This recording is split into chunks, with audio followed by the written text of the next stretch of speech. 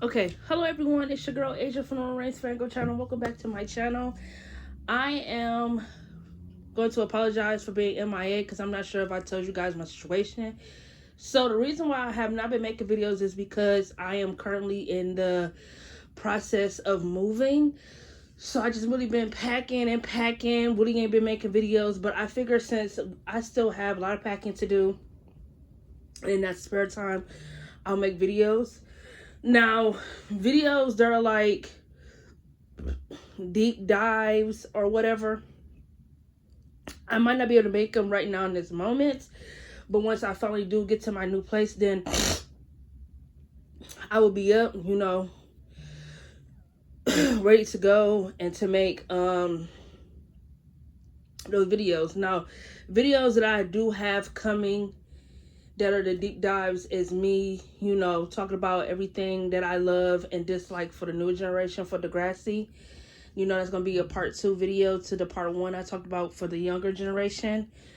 I want to talk about the masterpiece of the writers when it came to the whole school shooting episode in season 5. So we're going to get into, in season 4, so we're going to get into that. And,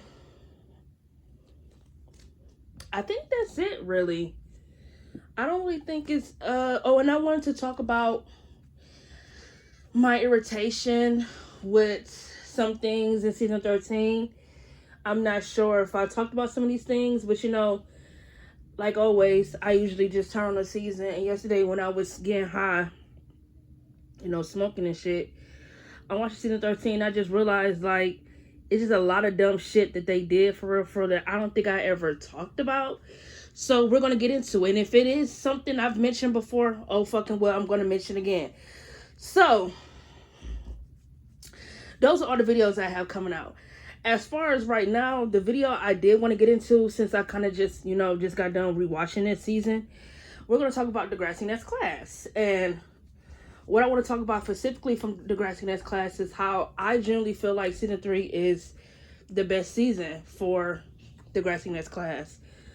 I don't think there's any if, buts, or about it. Like, oh, you can say, oh, season 1 is the best season. I feel like for season 1 for Degrassi Next Class, it wasn't necessarily a bad season. The only reason why I would say it's not the best season for Next Class is because there was only one storyline in that season that was really pushing all the plots forward. And that was Miles's depression / drug using storyline. Maya was all about her music.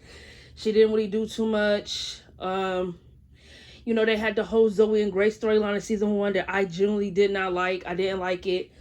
Zig cheated on Maya in season 1, which was stupid. They had the whole Grace and Frankie build-up, which I did not like. They had the whole, I said Frankie and Grace. I'm sorry, you guys. Let me catch my breath for a second.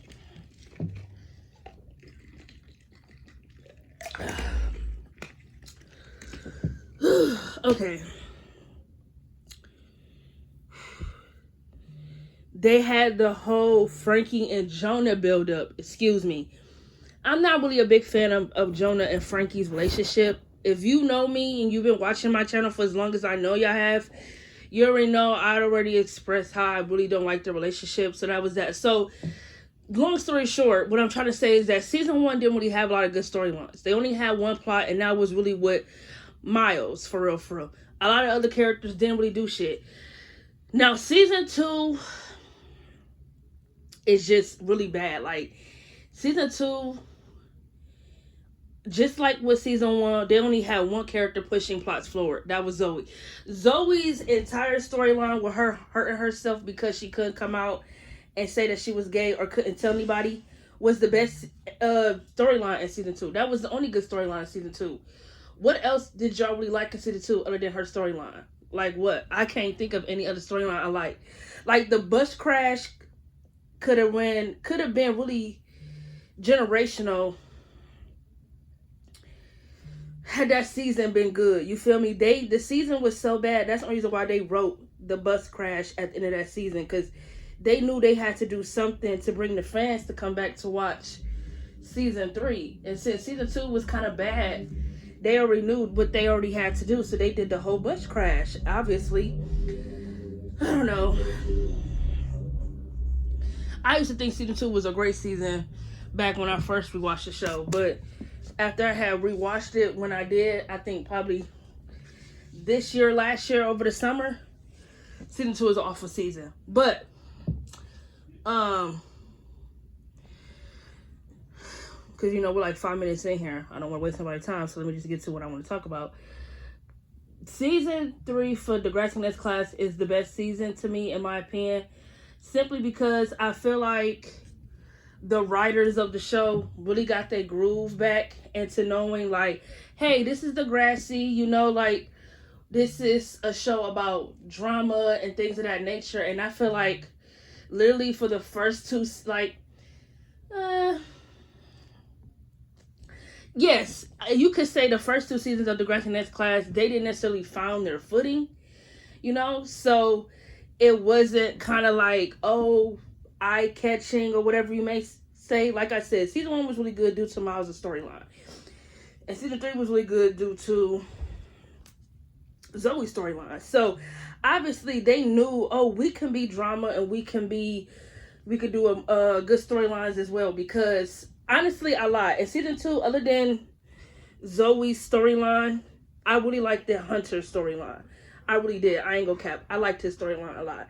But season 3 for Next Class is really a great season to me because I just feel like I like that season a lot. Like, when I put on Next Class, it's really the only season I watch because I like season 1. Well, actually, no. I watched season 1 and I watched season 3. I don't watch season 2, and season 4 is awful. I thought season 3 was a really good season. Like, I really enjoyed the Miles and Lola storyline. I liked it. I liked that Maya's storyline as well. Like, those were like the main 2 storylines that really was pushing the season. Now, I know a lot of fans don't like season 3. And honestly, I think it gets on my nerves when fans say the reason why they didn't like season 3 is because of the 10 episode format. Yes, everybody already know how I feel about the whole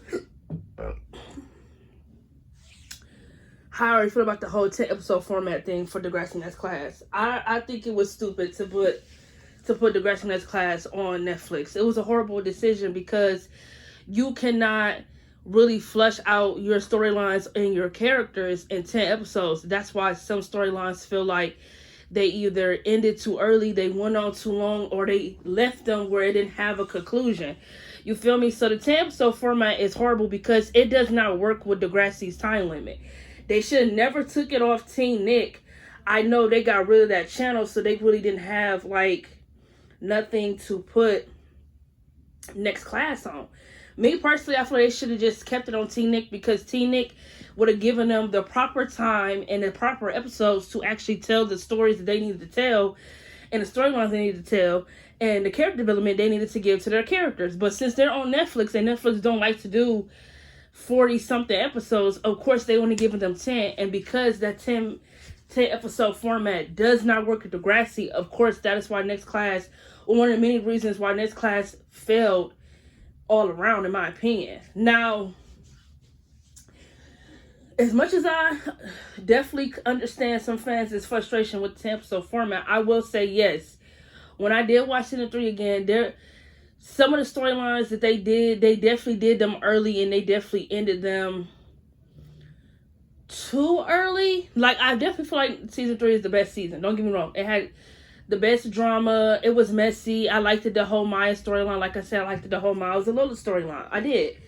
My thing is with the Miles and Lola storyline is that I did not know how fast they made them have sex. Like, in my head, I'm thinking, oh, they don't have sex until maybe episode 6 or 7. When I was just watching that shit downstairs and they finally had sex in episode 5. I feel like, yeah, of course we saw the chemistry between Miles and Lola, but I feel like I feel like Miles and Lola did need to have sex for us to know that they had feelings for each other, or that we could see the chemistry between them. The only reason why I'm not a fan of them having sex with each other is because I genuinely feel like Miles used her when he had sex with her. That was a horrible decision to make, and it just made Miles look bad when it's like, of course, like I feel like everybody target Lola by making it seem like, oh, she should have knew that she shouldn't have caught feelings for a guy who got a boyfriend, and nah. I understand that. I get it, but you cannot help who you catch feelings for. You feel me? I feel like Miles is really the bad guy because, of course, he was feeling sad with everything with Tristan being in the hospital. He really didn't have anybody to talk to because no one really understood where he was coming from. Lola listened to him. She didn't judge him or any of that stuff. She was just there for him. And her being there for him caused them to catch feelings for each other. I feel like Miles and Lola finally got to talking at the end of episode 1. Like, literally in the very first episode, when they become friends, you can instantly see the chemistry between them. You could see the vibe. I just wished when I watched the show, they would have stretched it out a little bit longer. It's like, damn, y'all couldn't wait for them to have sex. Like, they couldn't just have a genuine vibe with nothing sexual. Like, they had to have sex. Like, that's just, it had to be that. I don't think they should have made Miles and Lola have sex. Like, I ship Miles and Lola, but at the same time, I'm a little indifferent towards it because I genuinely feel like he used her. I did. I 100% feel that way because it's like, it was wrong for him to have sex with Lola and then try to make it seem like, oh, she came on to him in some type of way. It was just jerky. And then, he would do this tug and pull with Lola where it's like, oh, he still like her and he still want her to be around, but he can't kiss her, show her any affection, anything like that, because he knows that she wants more. Of course she wants more, because at the end of the day, you shouldn't have had sex with her while you was in a relationship. You feel me? Lola ended up getting pregnant by him. She ended up having an abortion, and she, went live, I think, on her account, talking about her abortion. She never told Miles. He just found out. Because, Frankie kind of just said it like if she got an abortion, and Miles knew that she was the only guy that he had sex with. So, I don't know. I feel like when fans say they couldn't really get into the Miles and Lola storyline because of the 10-episode format, I get that, because I am like, damn, they kind of did do that quickly and wrapped it up. After season 3, they don't interact anymore. No, nothing. It's kind of like as if that storyline didn't happen. It's like, Miles literally fell in love with another girl while Tristan was laying up in the bed in a coma. Probably could have been dead or anything, and he was having sex with Lola and falling in love with her. I just feel like if you were going to break Miles and Tristan up anyway in season 4, why not do something where, I don't know, when Tristan could see that there was something between Miles and Lola other than it being a play, why not just have Tristan break up with Miles and you could have put him and Lola together? Because when people say, oh, it was because Lola was young, Lola was a junior. So it ain't like it would have been weird if Miles dated her. She was like 16, 17. So it isn't like it would have been weird. She was a junior. They could have did long distance. I feel like Miles and Lola, they would have been cute together. But I feel like the way the writers went at their whole storyline, I would have done that completely different. I wouldn't have made them have sex. I wouldn't have made Miles and Lola have sex up until I would have made them officially a couple. Because making them have sex and then having him completely just treat her like she was a fly on the wall, it made me feel like he used her. That's just how I feel. Even though I do genuinely still enjoy season 3, I do feel like that was kind of wrong of Miles to do her like that. My storyline was great. I ain't even gonna talk about that. Olivia did her big one. She did her big ass. She did some amazing acting. She came for that chick. She didn't come to play. She did great. I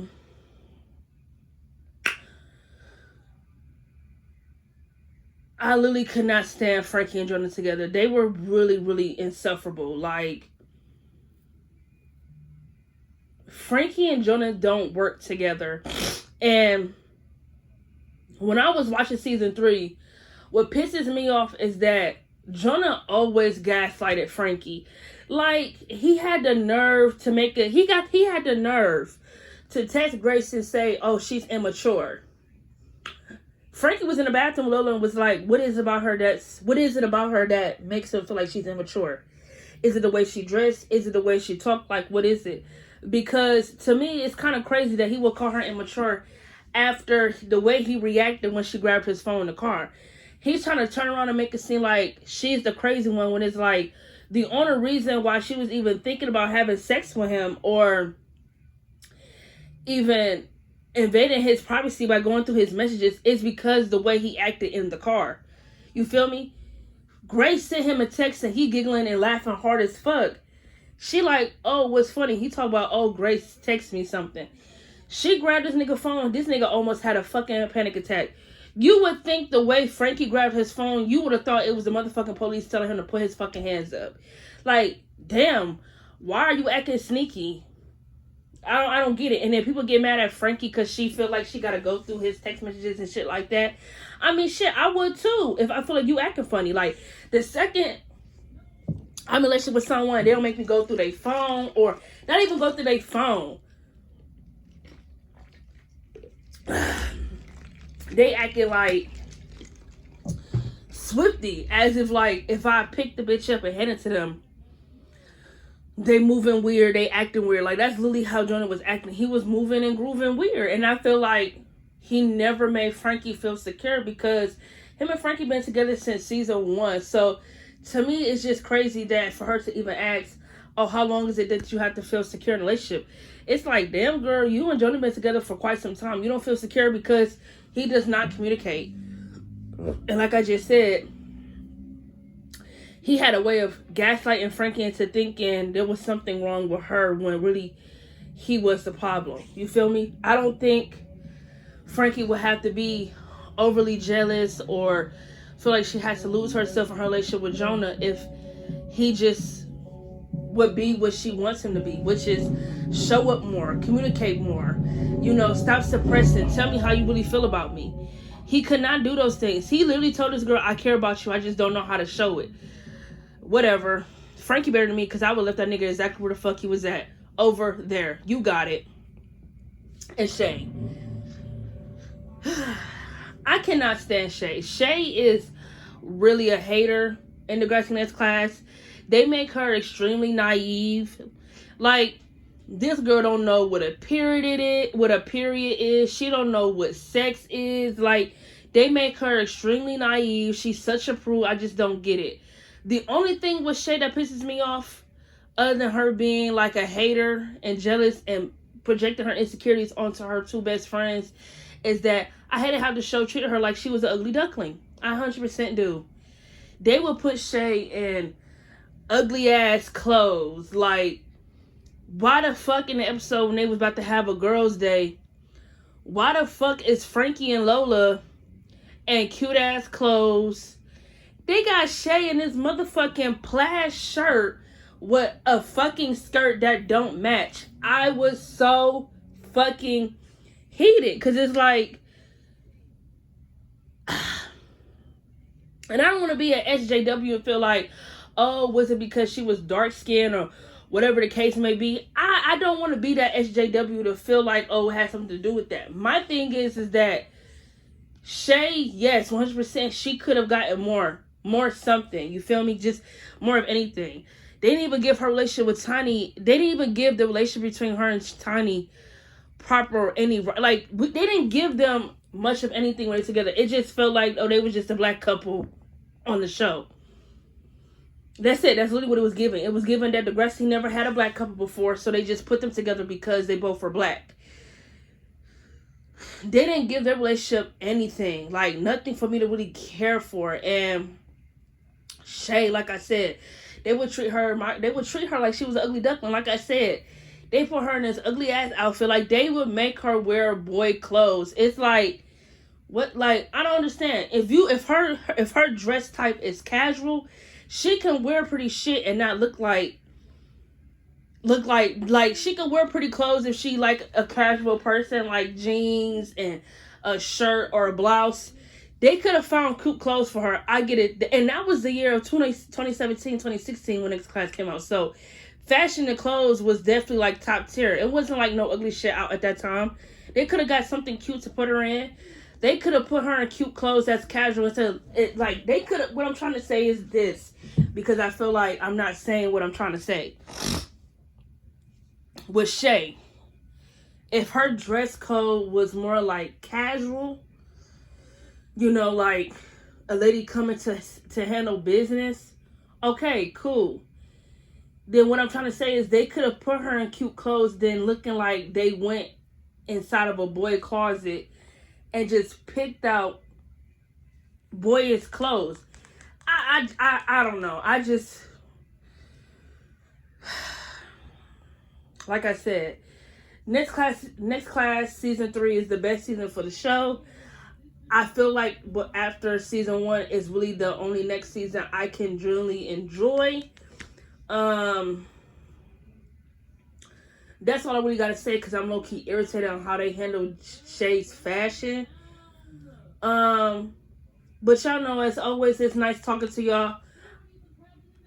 I'm gonna catch y'all tomorrow in my video when I talk about my season 13 irritations for Degrassi. Until next time, I'm gonna just see y'all, man.